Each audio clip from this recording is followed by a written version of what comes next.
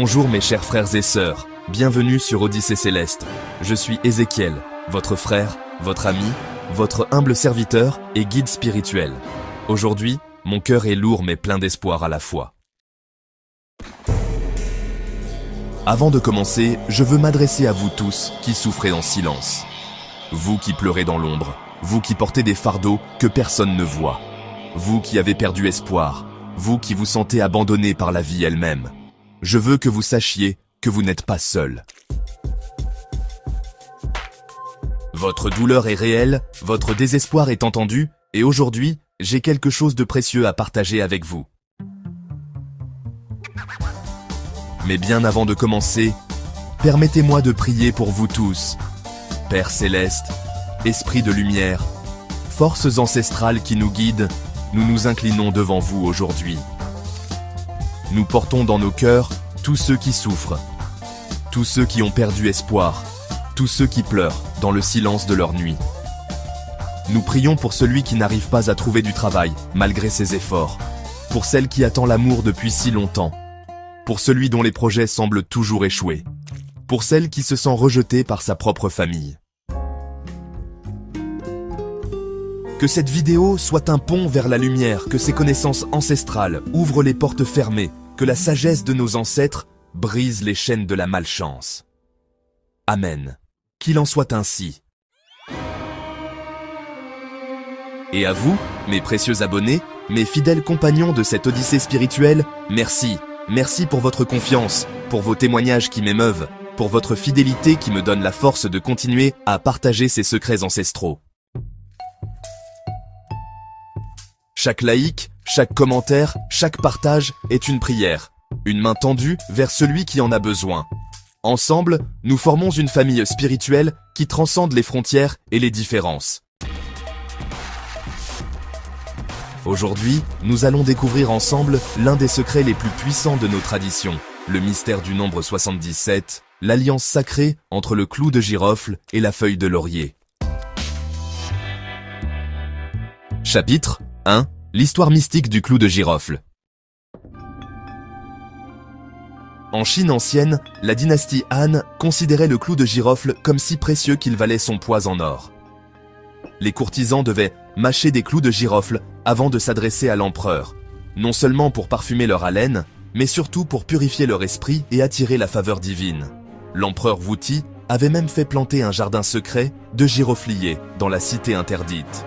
Il croyait que la fumée des clous de girofle brûlés pouvait porter ses prières directement au ciel. En Égypte ancienne, les prêtres utilisèrent le clou de girofle dans leurs rituels les plus sacrés. Ils croyaient que cette épice avait le pouvoir de chasser les mauvais esprits et d'ouvrir les portes du monde spirituel. Les Arabes, grands commerçants d'épices, gardaient jalousement le secret de la provenance des clous de girofle. Ils racontaient des histoires mystérieuses sur des îles lointaines où poussaient des arbres magiques gardés par des génies. En Europe médiévale, posséder des clous de girofle était un signe de grande richesse et de protection divine. Les nobles les portaient en amulettes. Les marchands les gardèrent dans leurs coffres pour attirer la prospérité. Mais c'est en Afrique que le clou de girofle a trouvé sa véritable dimension spirituelle. Dans les traditions Yoruba, le clou de girofle est appelé Kanafuru, celui qui ouvre les chemins. Les Babalao utilisent les clous de girofle dans leurs rituels les plus puissants pour briser les malédictions et ouvrir les portes de la chance. Au Bénin, nos ancêtres considéraient le clou de girofle comme un messager entre le monde visible et invisible. Ils croyaient que brûler des clous de girofle permettait de communiquer avec les ancêtres et de recevoir leurs bénédictions. En Haïti, dans les traditions vaudou, le clou de girofle est l'épice de Papa Legba, le Loblewa, qui ouvre les portes entre les mondes. Aucun rituel important ne commence sans honorer Papa Legba avec des clous de girofle. Chapitre 2. La feuille de laurier, l'arbre de la victoire. Maintenant, parlons de la feuille de laurier, cette feuille noble qui, depuis l'Antiquité, symbolise la victoire, la gloire et la protection divine. Dans la Grèce antique, l'histoire raconte que la nymphe Daphné, poursuivie par Apollon, fut transformé en laurier par son père pour échapper aux dieux. Depuis ce jour, Apollon fit du laurier son arbre sacré et déclara que ses feuilles couronneraient les vainqueurs et les héros. Les couronnes de laurier des empereurs romains n'étaient pas seulement des symboles de pouvoir, mais de véritables talismans. On croyait que porter des feuilles de laurier protégeait contre la foudre, les maladies et les ennemis. L'empereur Auguste ne sortait jamais sans porter une couronne de laurier lors des orages, convaincu que cela le protégeait de la colère de Jupiter.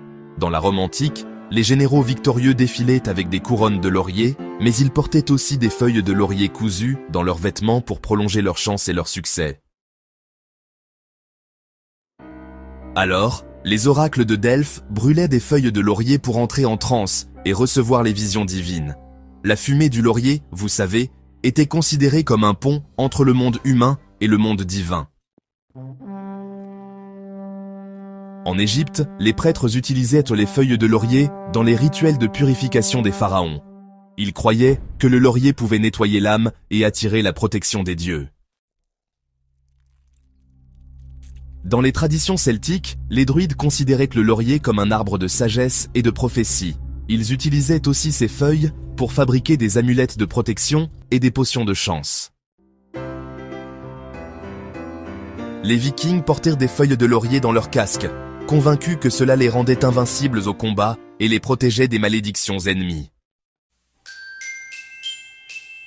En Inde, dans l'Ayurveda, le laurier est appelé Tejpata, la feuille de feu. On croit qu'elle a le pouvoir de brûler les obstacles karmiques et d'ouvrir les chakras bloqués. Dans les traditions chinoises, les feuilles de laurier sont utilisées dans le Feng Shui pour attirer la richesse et chasser les énergies négatives. On les place dans les coins de prospérité des maisons. En Afrique du Nord, les femmes berbères utilisent le laurier dans leurs rituels de beauté et de séduction. Elles croient que se laver avec une décoction de laurier attire l'amour et le respect. Au Maroc, les feuilles de laurier sont brûlées dans les maisons pour chasser le mauvais œil et attirer la baraka, la bénédiction divine. Dans les traditions amérindiennes, le laurier est considéré comme une plante de vision et de guidance spirituelle. Les chamans l'utilisent pour purifier les espaces sacrés et communiquer avec les esprits. Alors, parlons un instant du pouvoir mystique du nombre 77. Mais pourquoi le nombre 77? Pourquoi ce nombre précis dans notre rituel?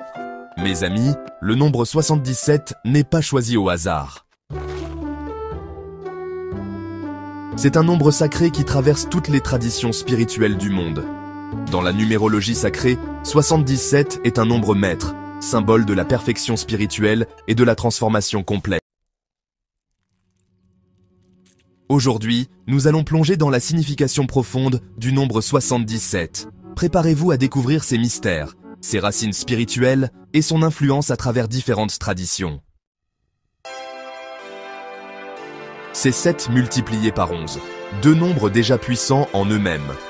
Le nombre 7 représente les 7 chakras, les 7 cieux, les 7 jours de la création. C'est le nombre de l'accomplissement divin. Le nombre 11 est le nombre de la révélation, de l'intuition supérieure, de la connexion avec le divin. Le nombre 77, c'est donc 7 fois 11, égale la perfection divine, multipliée par l'inspiration céleste. Dans la tradition biblique, Jésus dit de pardonner 77 fois 7 fois, montrant que 77 représente l'infini de la grâce divine. En numérologie arabe, 77 est le nombre de la Rahma, la miséricorde divine qui transforme toute malédiction en bénédiction. Dans la Kabbale, 77 représente la Gefurah, la force divine qui brise tous les obstacles et ouvre tous les chemins. Les maîtres soufis utilisent le nombre 77 dans leurs dhikr, les récitations sacrées pour atteindre l'état d'extase spirituelle. Dans les traditions africaines, 77 est le nombre de la transformation complète, le nombre qui permet de mourir à l'ancienne vie et de renaître dans une nouvelle destinée. Maintenant, découvrons ensemble comment ce nombre sacré s'intègre dans le rituel ancestral. et pourquoi il occupe une place aussi centrale dans la quête de changement profond. C'est pourquoi nos ancêtres ont choisi ce nombre pour ce rituel. 77 clous de girofle et 77 feuilles de laurier créent une synergie spirituelle capable de transformer radicalement une existence. Le rituel révélé. Voici la procédure complète. Maintenant, mes frères et sœurs, nous arrivons au cœur de notre enseignement. Ce rituel que je vais vous révéler a transformé des milliers de vies. Écoutez attentivement, car chaque détail compte. Ce rituel s'adresse à vous, qui avez tout essayé, mais vivez toujours dans les blocages. Êtes poursuivis par la malchance partout où vous allez. N'avez aucune ouverture, aucune attirance dans votre vie. Voyez vos activités bloquées, malgré tous vos efforts. Alors, comment savoir si ce rituel est vraiment fait pour vous ? Prenez un moment pour réfléchir à votre situation actuelle, à ce que vous ressentez, et demandez-vous si vous cherchez désespérément un changement, ou si vous sentez que quelque chose bloque votre chemin, encore et encore.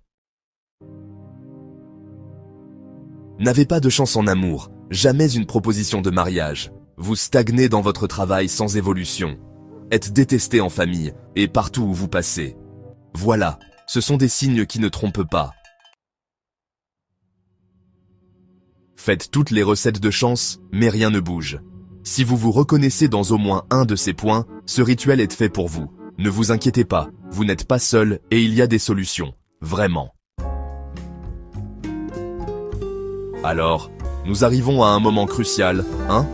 Parlons des ingrédients sacrés, ceux qui vont donner toute leur puissance au rituel. C'est vraiment important de bien comprendre leur rôle et leur signification. Voici les ingrédients sacrés, 77 feuilles de laurier. Et attention mes amis, ces feuilles doivent être parfaites.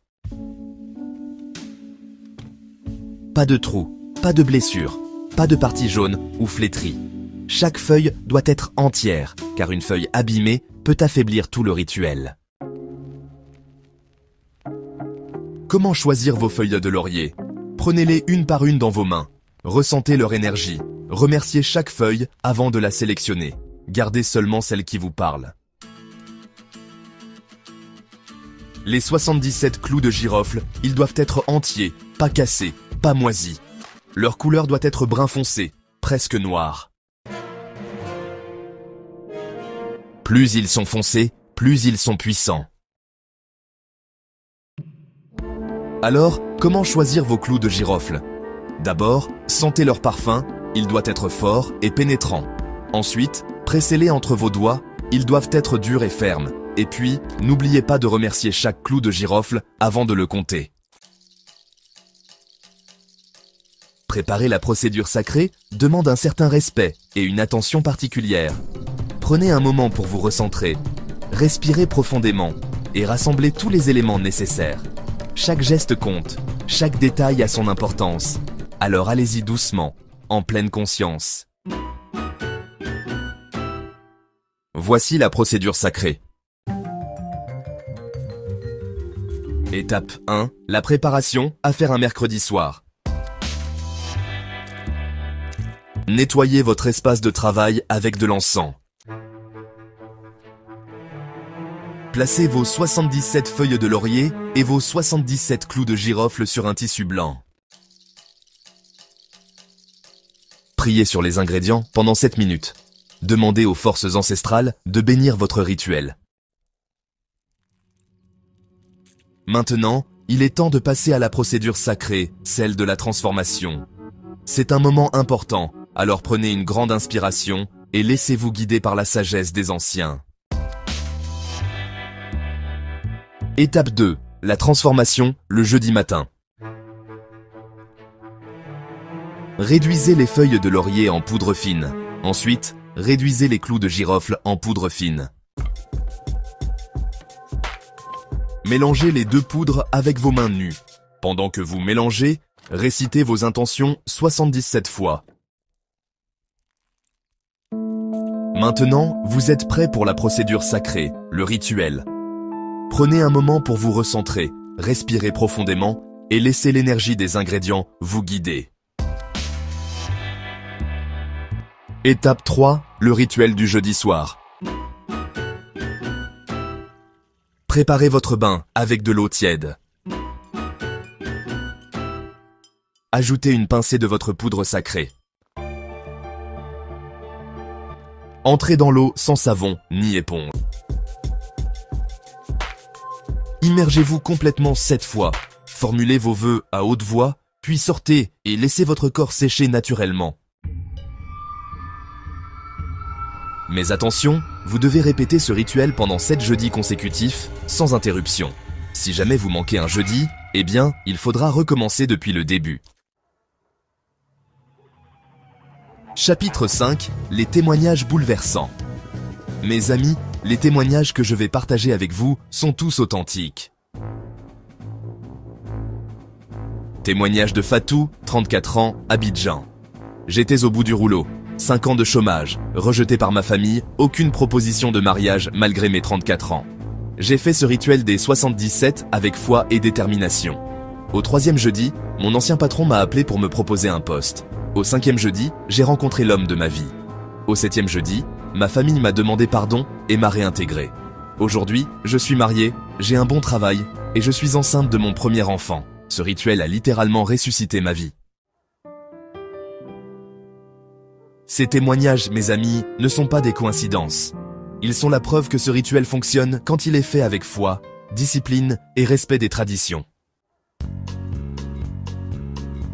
Mes frères et sœurs, avant de terminer, je veux vous donner quelques conseils spirituels essentiels pour maximiser l'efficacité de ce rituel.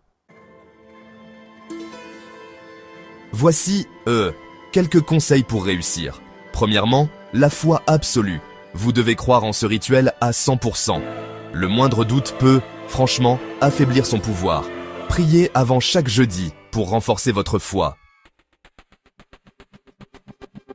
Deuxièmement, la discipline. Les 7 jeudis consécutifs sont non négociables.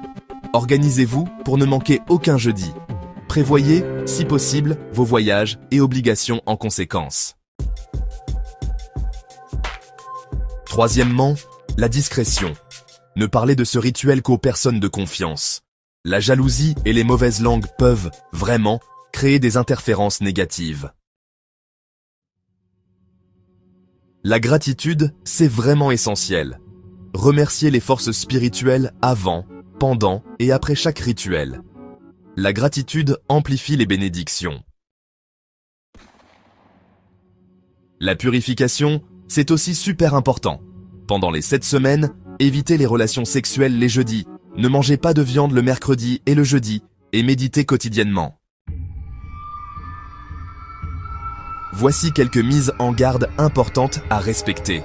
Ne faites jamais ce rituel pour nuire à quelqu'un.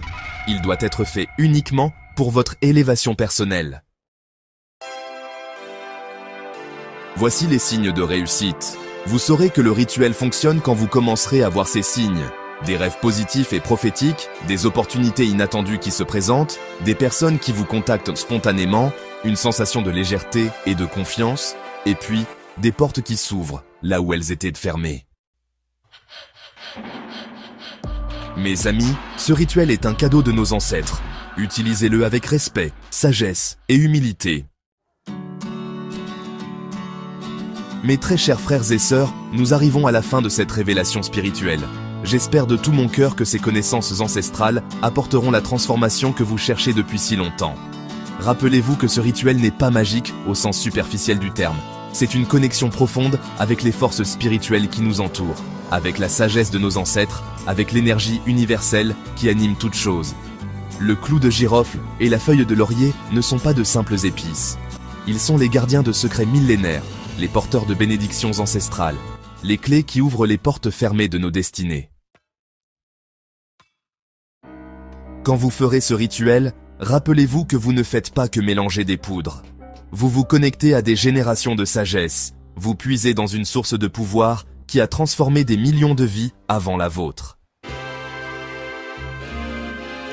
À tous ceux qui souffrent encore, qui pleurent dans l'ombre, qui ont perdu espoir, votre nuit touche à sa fin. L'aube se lève sur votre nouvelle vie. Ce rituel peut être le pont qui vous mène vers votre destinée glorieuse. N'oubliez jamais que vous êtes aimé, que vous avez une mission sur cette terre, que votre existence a un sens profond. Les obstacles que vous traversez ne sont que des tests pour révéler votre vraie force. À mes fidèles abonnés, merci encore pour votre confiance. Vos témoignages, vos messages, votre soutien sont ma plus grande récompense. Ensemble, nous formons une famille spirituelle qui transcende les frontières. Si cette vidéo vous a touché, si elle a éveillé l'espoir dans votre cœur, partagez-la avec ceux qui en ont besoin. Chaque partage est un acte d'amour, chaque like est une prière, chaque commentaire est une bénédiction. Abonnez-vous à Odyssée Céleste si ce n'est pas encore fait, et activez la cloche pour ne manquer aucune révélation spirituelle. Nous avons encore tant de secrets à découvrir ensemble. Que les forces ancestrales vous bénissent, que vos chemins s'ouvrent, que vos cœurs se remplissent de joie et de prospérité. Alors, prions ensemble une dernière fois. Esprits ancestraux, forces de lumière, énergie universelle. Nous vous remercions pour cette révélation. Nous prions pour que chaque personne qui pratiquera ce rituel voie sa vie transformée. Que les portes s'ouvrent, que les obstacles disparaissent, que la joie remplace la tristesse, que l'abondance remplace la pauvreté, que l'amour remplace la haine. Que les bénédictions soient sur vous et sur votre famille. À très bientôt sur Odyssée Céleste.